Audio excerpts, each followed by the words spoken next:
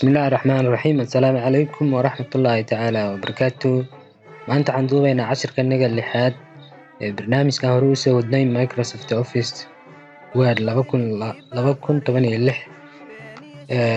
casharkanaga maanta wuxuu ku saabsan yahay saddex qodob oo kala ah in qoraalka la badsado oo copy and paste loo yaqaano ama copy and paste iyadoo la sameynayo, iyo drag and drop iyadoo qoraalka inta meel laga soo qaado meel kale la geynayo, iyo finding and replacing waxa loo yaqaano in qoraalka la raadiyo qoraal ama xaraf la raadiyo kadibna xaraf kale lagu bedesho.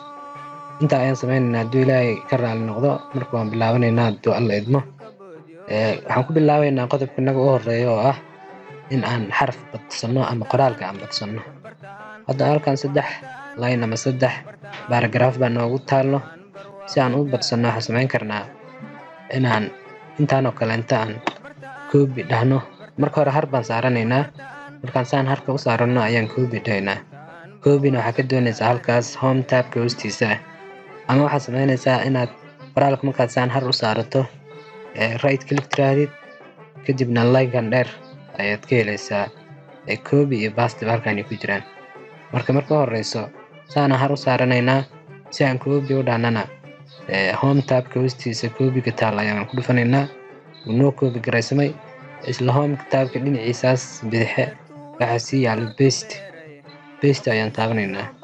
waxaad aragtaa cursor-ka inuu kusoo dhacay line cusub, isla markaana halkan ayuu kusoo badan doonaa qoraalkanaga. marka waxaan leenahay paste ayaan leenahay mar kale ayaan leenahay. saa aragtaba qoraalka wuu badanayaa. waa nooca paste and copy loo sameeyo qoraalkana lagu badsado. markaan waxaan aadaynaa qodobkanaga labaad oo ahaa si qoraalka drag and drop loogu sameeyo. sida qoraalka drag and drop loogu sameeyo qoraal inta meesha ka soo qaada aad meel kale geyn lahayd. sidoo kale inta waxaan sameynaynaa har ayaan saaranaynaa qoraalka. isla markaa dhexda ayaan imaanaynaa. dhexda markaan imaano left click ayaan qabanaynaa kadibna hoos ayaan soo wadaynaa. saa aragto qoraalkii waa falaartas waxaa la socda sanduuq yar.